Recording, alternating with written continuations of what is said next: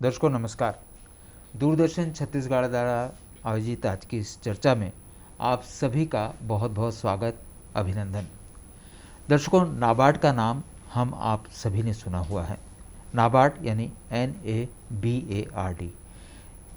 नाबार्ड किस तरह से ग्रामीण विकास में अपनी महत्वपूर्ण भूमिका निभा रहा है, छत्तीसगढ़ में जो ग्रामीण क्षेत्र हैं उनके विकास में नाबार्ड की क्या भूमिका है, तमाम बातें आज नाबार्ड से जुड़ी हुई हम आप तक पहुंचाने का प्रयास करेंगे। और इसके लिए आज हमने अपने स्टूडियो में आमंत्रित किया है नाबार्ड के मुख्य महाप्रबंधक डॉक्टर डी रविंद्र जी को। हम आपका बहुत बहुत स्वागत करते हैं रविंद्र साहब। छत्तीसगढ़ के सभी दर्शकों की तरफ से हम आपका स्वागत करते हैं। और दर्शकों, डॉक्टर डी रविंद्र साहब से चर्चा शुरू करने के पहले एक महत्वपूर्ण बात आपके साथ बांटना चाहते हैं। ये देखिएगा ध्यान से, हम मास्क लगा करके इस कार्यक्रम की रिकॉर्डिंग कर रहे हैं। आपसे भी अनुरोध है कि चूँकि कोरोना अभी ख़त्म नहीं हुआ है, कोरोना से जंग हमारी जारी है, आप भी भारत सरकार द्वारा निर्धारित जो कोरोना के प्रोटोकॉल्स हैं उसका पालन करें, मास्क लगाएं, सुरक्षित दूरी रखें और समय समय पर अपने हाथों को सैनिटाइज़र से या साबुन से साफ़ करते रहें ताकि इस महामारी से हम जल्द से जल्द छुटकारा पा सकें।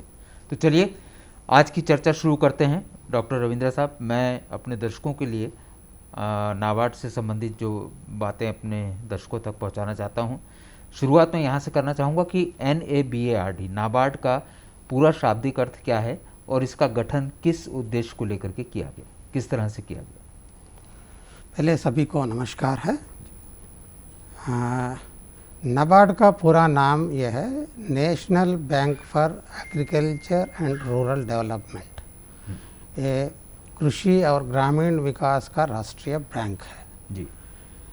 जहाँ तक इसका कैसा स्थापित किया इसके बारे में कहना है तो कृषि और ग्रामीण विकास क्षेत्र में बैंकों का ऋण देने का जो भूमिका को बढ़ते हुए दायरों को देख के गवर्नमेंट ऑफ इंडिया और RBI ने ग्रामीण विकास परियोजनाओं को नियमांकन करने के लिए और इसका क्रियान्वित मामलों में जो भी ग्राउंड लेवल क्रेडिट एजेंसीज है उसको मार्गदर्शन करने के लिए एक राष्ट्रीय स्तर पर एक संस्था स्थापना के लिए प्रस्तावना किया था नाबार्ड के नाम से, नाबार्ड के लिए। इसीलिए ये नाबार्ड का स्थापना जुलाई 1982 में संविधान के अधिनियमों के द्वारा जी इसका स्थापित किया गया है।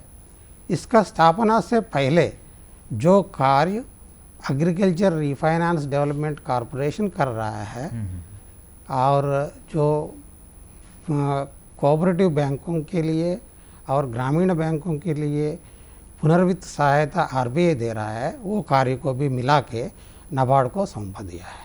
जी, आपने बहुत अच्छे से विस्तार से दर्शकों को ये बताया कि नाबार्ड क्या है। अब मैं आपसे ये जानना चाहूँगा कि इसके मुख्य कार्य क्या क्या हैं, किस तरह से ये ग्रामीण विकास में कार्य कर रहे हैं नाबार्ड? इसका मुख्य कार्य के बारे में बात करना है तो कृषि और ग्रामीण विकास ऋण क्षेत्र में नाबार्ड नेतृत्व का भूमिका निभाते हैं जी। और जो जमीन स्तर पर बैंकिंग एजेंसीज काम कर रहा है उसका प्रयासों को समन्वित करने के लिए हम काम करते हैं। और अहम भूमिका यह है नाबार्ड का, जो कृषि और ग्रामीण विकास के लिए ऋण प्रवाह का जो साधन को अच्छी तरह करने के लिए जी वो सुविधाएं प्राप्त करते हैं और उसका मॉनिटरिंग भी करते रहते हैं हम।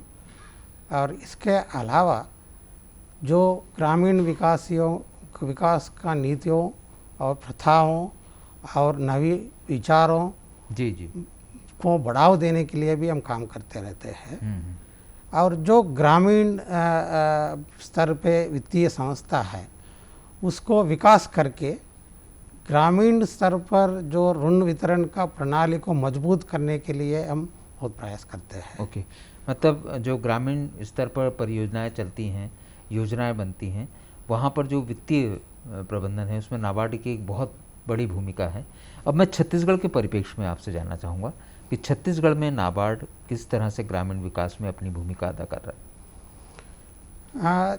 छत्तीसगढ़ राज्य में नाबार्ड गतिविधियों का केंद्र बिंदु हमेशा किसान और ग्रामीण निवासियों रहे और ये मौसमी कृषि गतिविधियों को लिए जो किसान के ऋण सहायता देना है उससे लेके किसान का उत्पादक को विपणन तक ले जाने के लिए नाबार्ड प्रयास करता रहता है, इसमें अहम भूमिका निभाते रहते हैं।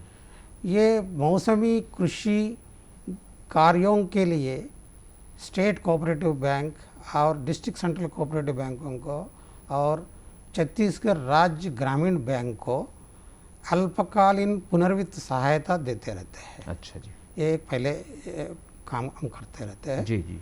और इसके अलावा छत्तीसगढ़ मार्केटिंग फेडरेशन को भी हम ऋण प्रदान करते हैं ताकि राज्य सरकार किसानों से उसका धान खरीद के उचित मूल्य उसको सुनिश्चित करने के लिए सुविधा हो जाएगा। और इसके अलावा राज्य में जो कृषि यंत्रीकरण के लिए, भूमि विकास के लिए या बागवानी के लिए जी, और डेयरी, पोल्ट्री, शीप, गोट, पिगरी रेयरिंग के लिए जो निवेश गतिविधियों के लिए जो समर्थन चाहिए, जो ऋण का उपलब्धता आवश्यक चाहिए, उसके लिए भी दीर्घकालीन पुनर्वित्त सहायता विभिन्न बैंकों को हम देते हैं ताकि वो बेनिफिशरीज को फाइनेंस करें, वो निवेश ऋण के लिए जो भी आवश्यकता है वो दे पाए, इसलिए हमने उनको पुनर्वित्त सहायता करते हैं। जी जी जी। और इसके अलावा राज्य में नाबार्ड ने rural infrastructure development fund, warehousing infrastructure fund और नाबार्ड इंफ्रास्ट्रक्चर डेवलपमेंट असिस्टेंस इत्यादि तहत हम ग्रामीण आधारभूत जो संरचना जो है उसको विकास के लिए भी हम ऋण प्रदान करते हैं। और ग्रामीण क्षेत्र में जो वित्तीय संस्था काम कर रहा है उसको बलोपेत करने के लिए, उसको मजबूती करने के लिए और उसको निर्माण करने के लिए भी हमारा एक अहम भूमिका है। इसके अलावा जो विकास क्षेत्र के मोर्चे पे हम भागीदार मॉडल के द्वारा वाटरशेड विकसित के लिए हम सहायता प्रदान करते हैं। जी जी।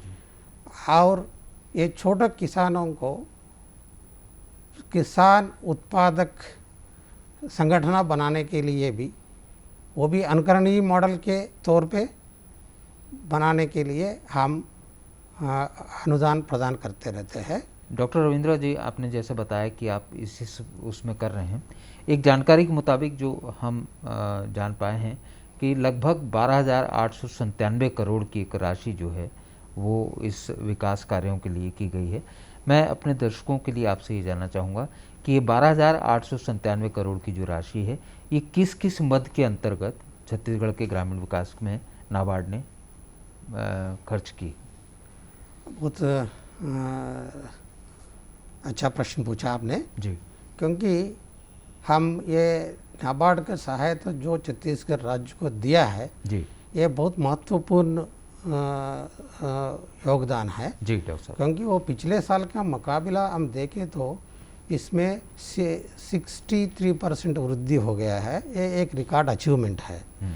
और आप ये पूछ रहे हैं इसके अंदर किस किस क्षेत्र में हमने ऋण प्रदान किया, because it's huge amount 12,897 crore का जो है एक बड़ी राशि है। तो मैं ये जानना चाहूँगा कि छत्तीसगढ़ के ग्रामीण विकास में जो नाबार्ड ने इतनी बड़ी राशि दी है वो किस किस मद के अंतर्गत गई। वो सही प्रश्न है आपका। और ये जो राशि में हम स्टेट कोऑपरेट बैंक को और छत्तीसगढ़ राज्य ग्रामीण बैंक को सीजनल एग्रीकल्चर ऑपरेशंस को समर्थन करने के लिए जी 3,000 करोड़ से ज़्यादा रुपया हमने ये बैंकों को अल्पकालीन पुनर्वृत्ति के रूप में दे दिया था। इसके अलावा छत्तीसगढ़ मार्केटिंग फेडरेशन को 7,000 करोड़ रुपया हमने दिया था। अच्छा। ताकि राज्य सरकार किसानों से वो धान खरीद के उसको उचित मूल्य दे पाएंगे। इसके अलावा नाबार्ड मुख्य रूप से रूरल रोड्स के लिए, सिंचाई के लिए और सौर सुजाला के लिए और पीएम कुसुम के लिए 992 करोड़ रुपये रूरल इंफ्रास्ट्रक्चर डेवलपमेंट फंड के अंतर्गत दिया गया है। अच्छा। और इसमें ये कोविड-19 को उपचार बढ़ाने के लिए भी कुछ राशि इसमें मिला है, ये 992 करोड़ में।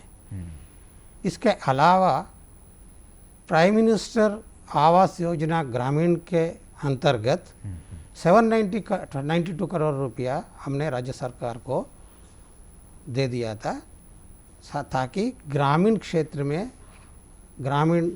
आवास बनाने के लिए ये सहयोग करेगा। तो डॉक्टर साहब, मैं समझता हूँ कि नाबार्ड ने हर क्षेत्र में, सिर्फ हम कृषि की बात ना करें, कृषि और ग्रामीण क्षेत्रों में रहने वाले जो किसान परिवार हैं उनके आर्थिक विकास को देखते हुए नाबार्ड, इसमें कोई शक नहीं कि बहुत अच्छा कार्य कर रहा है। हम नाबार्ड के बारे में और भी चर्चा आपसे करेंगे। यहाँ पर एक छोटा सा विराम ले लेते हैं। दर्शकों, एक छोटा सा विराम ले रहे हैं, आप कहीं मत जाइएगा, हम अभी हाजिर होते हैं। अरे ओ साहबा, कोरोना वायरस से बचने के कितने उपाय रे? सरदार 3। अरे साहबा, डरो मत रे, बोलो बोलो। सरदार, पहला है लोगों से दूरी बनाए रखना, बार बार साबुन से हाथ धोना या सैनिटाइज करना, और सबसे जरूरी है घर पे रहना। अधिक जानकारी के लिए संपर्क करें स्टेट हेल्पलाइन या 24 घंटे वाली national helpline toll free number 1075।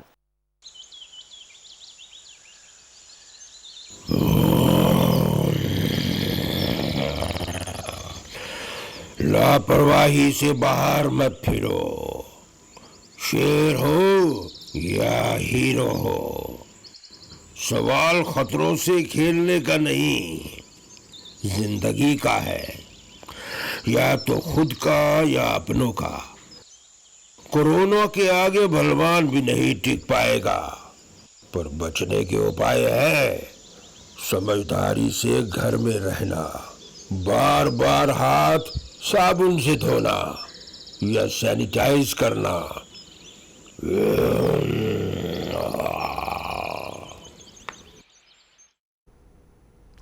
दर्शकों, इस छोटे से विराम के बाद एक बार फिर आपका बहुत बहुत स्वागत है दूरदर्शन छत्तीसगढ़ द्वारा आयोजित आज की इस चर्चा में।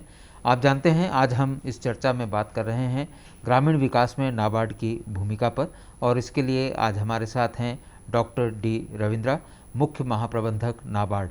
आपका एक बार फिर से बहुत बहुत स्वागत करता हूं अपने दर्शकों की ओर से।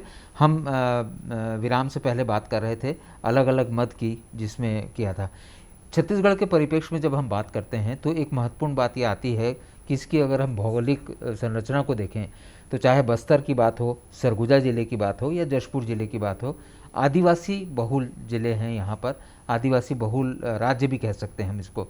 तो मैं ये आपसे जानना चाहूँगा कि नाबार्ड जो कार्य कर रहा है छत्तीसगढ़ के ग्रामीण विकास में, तो आदिवासी बहुल जिलों के लिए क्या कुछ विशेष कार्य किए जा रहे हैं? We too develop tribals, this is the tagline we हमेशा कहते हैं। यस। और राज्य में जो आदिवासी परिवारों के स्थायी आजीविका प्रदान करने के लिए नाबार्ड अपने ट्राइबल विकास कोष से वाड़ी मॉडल को क्रियान्वयन किया था। अच्छा। इस कार्यक्रम के अंतर्गत राज्य में 84 परियोजनाओं को हमने स्वीकृति की गई थी। और इस कार्यक्रम में हम क्या करते हैं, ये वाड़ी परिवारों से, ईच वाड़ी परिवारों से 1 एकड़ का भूमि में अच्छा। बागवानी डेवलप करके उनका आदाय को सुनिश्चित करते हैं। ओके। ये 84 प्रोजेक्ट जो हमने सैंक्शन किया वो 21 जिले में कार्यान्वित है और इससे 55,000 के ऊपर आदिवासी परिवारों को लाभ मिल जाएगा। जी जी जी। इसके लिए हमने कुल मिला के 220 करोड़ रुपया का अनुदान प्रदान किया था। जी जी। इसके अलावा हमने 67 watershed development projects okay. 19 districts में 51,000 हेक्टार से ज़्यादा कार्यक्षेत्र में ये लागू किया है हमने एक कार्यक्रम को, और इसमें आदिवासी परिवार भी जुड़े हुए। सो ये अहम विषय है। आदिवासी भी इस कार्यक्रम में जुड़ा लाभान्वित हुआ हो है रहे हैं। और ये सब कार्य, ये प्रोजेक्ट के अंतर्गत 25,000 के ऊपर परिवारों को लाभ मिल रहा है। बहुत बढ़िया, बहुत अच्छी बात। ये वाटरशेड में, हमारा वाटरशेड में ये एक अहम मुद्दा है। हम सहभागिता को बहुत ध्यान देते हैं जी। और जो काम करते हैं वो रिड्ज से लेके, एक वाटरशेड में जो भी ऊपर स्थल है, सबसे ऊपर स्थल से लेके वैली तक हम पूरा ये जल संरक्षण के लिए, भूमि संरक्षण के लिए काम करते हैं। बहुत अच्छे, बहुत बढ़िया। तो इससे क्या होता है, वो दौड़ते हुए पानी चलना सीखता है, चलते हुए पानी रोक जाता है, यस। फिर रोक गए पानी को भूमि के अंदर जाने के लिए भी प्रबंध करते हैं। यू मीन टू से स्टॉप डैम्स जैसे होते हैं? या ये मैं कह रहा था ऊपर से नीचे तक हम विकास कार्यक्रम करते रहते हैं। बिल्कुल, बिल्कुल। उसमें जो आप चेक डैम्स कह रहे हैं, हाँ। वो आते हैं ड्रेनेज लाइन में, यस। जहाँ से पानी वाटरशेड के बाहर जाते हैं। बिल्कुल। उस ड्रेनेज लाइन ट्रीटमेंट्स में हम ये चेक डैम भी करते हैं, गैबियन स्ट्रक्चर्स भी बनाते हैं, रैकफिल डैम्स भी बनाते हैं। जैसा उसका उपयोग है, वो उपयोग को देख के जहाँ क्या बनाना है वो हमारा इंजीनियर्स भी रहते हैं प्रोजेक्ट में, वो इंजीनियर्स तय करते हैं। तब हमने वो स्ट्रक्चर बना के पानी को रोकते हैं, उसका ज़मीन के अंदर फिल्ट्रेशन होने का फैसिलिटी क्रिएट करते हैं। जी जी। अब मैं डॉक्टर साहब आपसे ये जानना चाहूँगा कि आजकल डिजिटल वित्तीय समावेशन की बात चल रही है, तो ये जो डिजिटल वित्तीय समावेशन है, इसमें नाबार्ड किस तरह से लोगों तक सहायता पहुंचा रहा है? हाँ, पिछले कुछ सालों से ये वित्तीय समावेशन एक बहुत बड़ा मुद्दा होके सब बैंकों के सामने आया था। जी जी जी। तो इसमें जो समस्या है उसको सुलझाने के लिए नाबार्ड ने एक फाइनेंशियल इंक्लूजन फंड का स्थापित किया नाबार्ड के अंदर, और ये जो वित्तीय समावेशन का जो भी कार्यक्रम है, जो उसको आगे बढ़ाने के लिए हम विभिन्न बैंकों को लगभग 10 करोड़ का वित्तीय सहायता दे दिया था।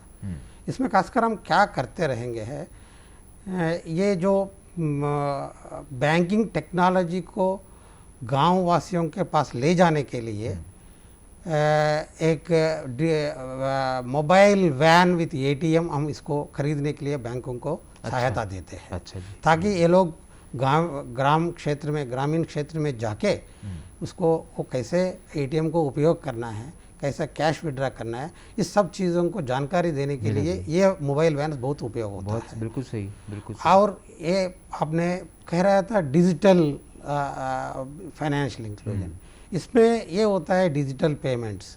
और डिजिटल पेमेंट्स को बड़ा करने के लिए हमने माइक्रो एटीएम्स 875 माइक्रो एटीएम्स का प्रोजेक्ट हमने छत्तीसगढ़ राज्य ग्रामीण बैंक को और एसाफ बोल के एक स्मॉल फाइनेंस बैंक है, वो दोनों बैंकों को स्वीकृति दिया था। उसके तहत पे वो माइक्रो एटीएम जो फील्ड में बैंकिंग करस्पॉन्डेंट्स के पास रहते हैं, वहाँ किसान जाके वो कैश विड्रा कर सकते हैं। बहुत बढ़िया। इस तरह का फाइनेंशियल इंक्लूजन बढ़ावा देने के लिए हम बहुत सारा प्रक्रिया चालू किया। उसमें और एक चीज़ है, ये फाइनेंशियल साक्षरता कैंप्स भी हम कंडक्ट करने के लिए बैंकों को अनुदान प्रदान करते हैं। पिछले साल छत्तीसगढ़ राज्य में 1.7 करोड़ अनुदान दे दिया था। बहुत बढ़िया। डॉक्टर साहब, मैं ये भी जानना चाहूँगा कि किसान उत्पादक संगठन FPO के बारे में आप हमारे दर्शकों को कुछ बताएं। जरूर, क्योंकि आजकल ये बहुत इम्पॉर्टेंट चीज़ बन गया था ग्रामीण क्षेत्र में।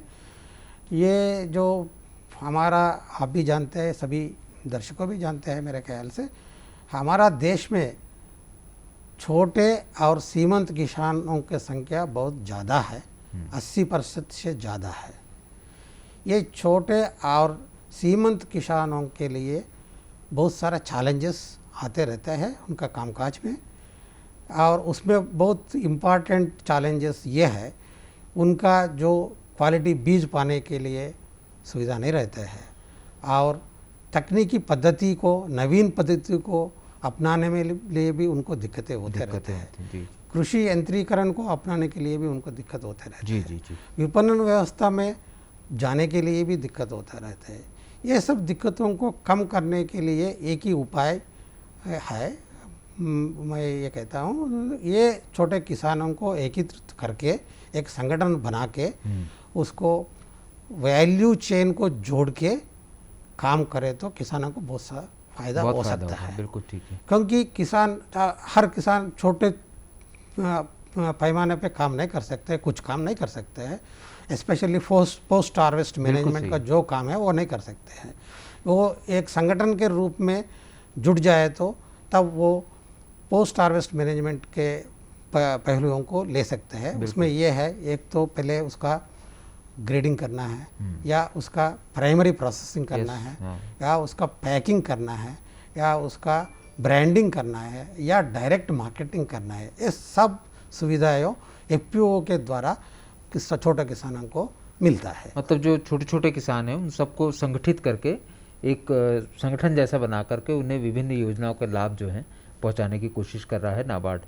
बहुत अच्छी बात है। डॉक्टर साहब, एक चीज़ और आपसे जानना चाहूँगा, SHG बैंक लिंकेज की हमने बात सुनी है, ये क्या है और किस तरह से नाबार्ड इसमें काम कर रहा है?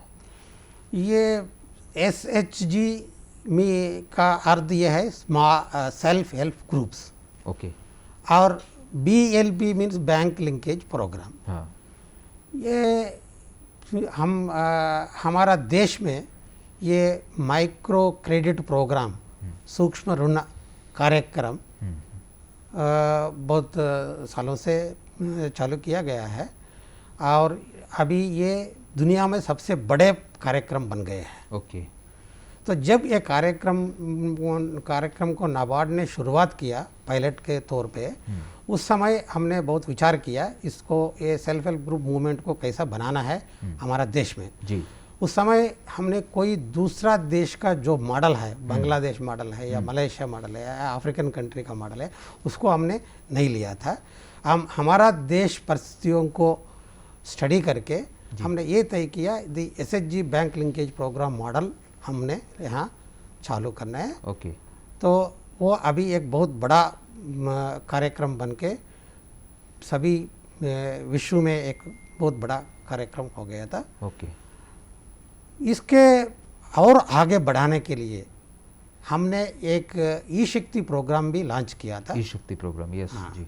ये ई-शक्ति प्रोग्राम इसलिए लॉन्च किया, जो अभी जो ऋण मिल रहा है SHG ग्रुप मेंबर्स को बहुत कमी है, और उसको बढ़ाने के लिए हम डीपनिंग कहते हैं नॉर्मली स्ट्रेटजीज में, वो SHG bank linkage programme deepening करने के लिए, और बैंकों को जो भी इंफॉर्मेशन SHG के ऊपर चाहिए उसको डिजिटल रूप में उसके पास ले जाने के लिए हमने ई-शक्ति प्रोग्राम लॉन्च किया। इसको 4 चरणों में हमने देश भर हमने इम्प्लीमेंट किया था। उसमें दूसरा चरण से छत्तीसगढ़ राज्य उसमें शामिल हो गया था, और वो उसमें पूरा SHG बैंक अकाउंट को डिजिटाइज करके, उसका कार्यकलापों को डिजिटाइज करके बैंक को एक्सेस देता है उसको देखने के लिए, ताकि वो SHG के ऊपर उसका विश्वास बढ़े और ऋण का वितरण कर सके, ज़्यादा ऋण का वितरण कर सके।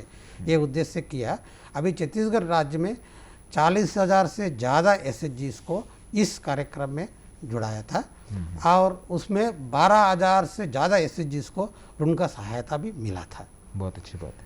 और इसके अलावा हम ये एसएचजी मेंबर्स का कैपेसिटी को इंक्रीज़ करने के लिए एसएचजी प्रमोटिंग एजेंसीज़ का जो प्रमोटर्स है उसका कैपेसिटी बढ़ाने के लिए भी हम ट्रेनिंग प्रोग्राम्स करते हैं।